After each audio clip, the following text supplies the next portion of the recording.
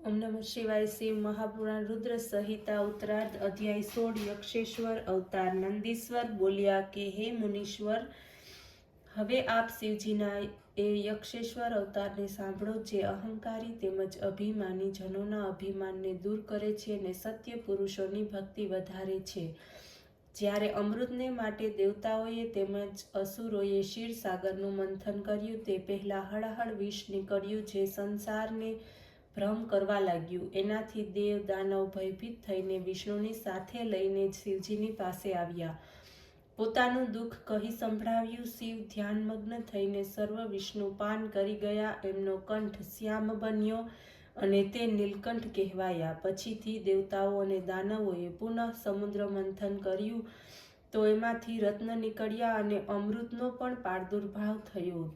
ત્યારે અમૃતનું કેવળ દેવતાઓએ જ પાન કર્યું, દૈત્યોએ કશું ન મેળવ્યું. એથી દેવતા અને દૈત્યોની વચ્ચે દ્વંદ્વ યુદ્ધ થયું અને રાહુના ભયથી પીડિત ચંદ્ર ભાગી ગયો. શિવે ચંદ્રને પોતાના મસ્તક ઉપર ધારણ કર્યો, એની રક્ષા કરી. ત્યાર પછી દૈત્યોથી પરાજિત દેવતા જ્યારે અમૃતપાન કરીને વિજય થયા તો તેમને અભિમાન આવી ગયું. શિવની માયાથી મોહિત થઈ તેમને પોતાના બળની ઘણી જ પ્રશંસા કરી. ત્યારે મને ગર્વિલા જાણીને શિવ યક્ષનું રૂપ ધારણ કરી એમની પાસે આવ્યા અને પૂછ્યું કે તમે અહીં શા માટે આવ્યા છો? મને ઠીક રીતે બતાવો.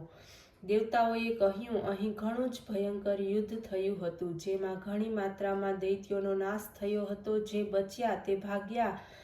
અમે ઘણા જ પરાક્રમી છીએ. અમે દૈત્યોને મારી નાખ્યા છે તથા અમારા જેવા બળવાનોની આગળ દૈત્યોનું બળ તુચ્છ છે. એ જ અમે લોકો વિચાર કરી રહ્યા છીએ. ત્યારે યક્ષેશ્વરે કહ્યું, હે દેવતાઓ, આ તમારો ગર્વ મિથ્યા છે. તમારું નિર્માણ કરનાર સ્વામી કોઈ બીજો છે. શું તમે એ મહાદેવને ભૂલી ગયા? તમે તમારા બળના વ્યર્થ વખાણ કરો છો. જો તમને પોતાનું બળ આવું અભિમાન છે તો એની પરીક્ષા કરો. હું અહીં ઘાસનું એક તરણું મૂકું છું, તમે લોકો તેને પોતાના અસ્ત્રથી કાપી નાખો. આમ કહીને સત્પુરુષોને ગતિ આપનાર યક્ષરૂપી રુદ્રે દેવતાઓની આગળ એક તરણું ફેંક્યું. બધાના મદને દૂર કર્યા. ત્યારે બધા જ વીર અભિમાની વિષ્ણુ વગેરે દેવતા પોતાનો પુરુષાર્થ કરી એના ઉપર પોતપોતાના અસ્ત્રો ચલાવવા લાગ્યા. અનેક પ્રહાર કર્યા, પરંતુ એના ઉપર તો ગર્વહારી શિવનો પ્રભાવ હતો. દેવતાઓના સર્વ અસ્ત્ર વ્યર્થ ગયા. તેઓ તે તૂર્ણને કાપી ન શક્યા. દેવતાઓ આશ્ચર્ય પામ્યા. ત્યારે તેમના આશ્ચર્યને દૂર કરવાને માટે ત્યાં તત્ક્ષણ આકાશવાણી થઈ કે આ યક્ષ સર્વ ગર્વોના વિનાશક શંકર મહાદેવ છે. એ જ પરમેશ્વર, કરતા હર્તા, પાલન કરતા છે. આકાશવાણી સાંભળીને દેવતા આશ્ચર્યચકિત થયા. એ યક્ષેશ્વર ઈશ્વરને પ્રણામ કરી એમને સંતુષ્ટ કરવા લાગ્યા. દેવતાઓએ શિવજીની ઘણી જ સ્તુતિ કરી. ત્યારે યક્ષનાથ સર્વ દેવતાઓને સમજાવીને ત્યાં જ અંતર્ધ્યાન થઈ ગયા. યક્ષેશ્વરના રૂપમાં શિવે સર્વના મદનું હરણ કર્યું. શિવનો આ નિર્મળ ઇતિહાસ સર્વના અભિમાનનો નાશક અને સજ્જનોને શાંતિ આપનાર છે. એનાથી સજ્જનોને ભુક્તિ મુક્તિ પ્રાપ્ત થાય છે અને એમની સર્વ કામનાઓ પૂર્ણ થાય છે. અધ્યાય 17 શિવના દશા અવતાર. નંદીશ્વર બોલ્યા, હે મુનિ, હવે શિવના દશા અવતારોને સાંભળો. એમાં પહેલો મહાકાલ નામનો સજ્જનોને ભુક્તિ મુક્તિ આપનાર છે.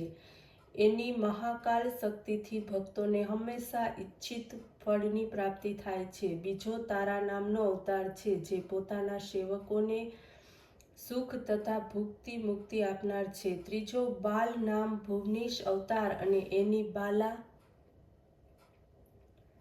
નામ ભુવનેશ્વર અવતાર અને એની બાલા ભુવનેશી નામની શક્તિ છે. ચોથો ષોડશ નામક વિદ્યે સજા ષોડશી શક્તિ છે, જે ભક્તોને સુખ અને મુક્તિ આપનારી છે.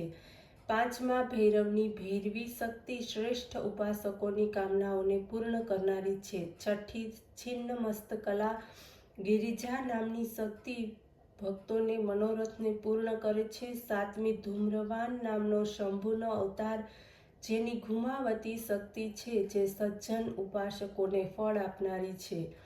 8મી બગલામુખી નામની શક્તિ શિવનો અવતાર જ કહેવામાં આવી છે, જે મહા આનંદદાયિની છે. 9મો માતંગ નામનો શિવનો અવતાર થયો, જેની કમલા નામની શક્તિ ભક્ત પાલક બની છે. આ શિવજીના 10 અવતાર તંત્ર શાસ્ત્રની સાથે સંબંધિત છે અને તેમની શક્તિઓ અદ્ભુત મહિમાથી યુક્ત છે. આ શક્તિઓનો પ્રયોગ શત્રુના મારણ પ્રયોગમાં વિશેષ થાય છે અને દુષ્ટોને નિત્ય દંડ આપનારી તેમજ બ્રહ્મ તેજને વધારનારી છે. ઓમ નમઃ શિવાય.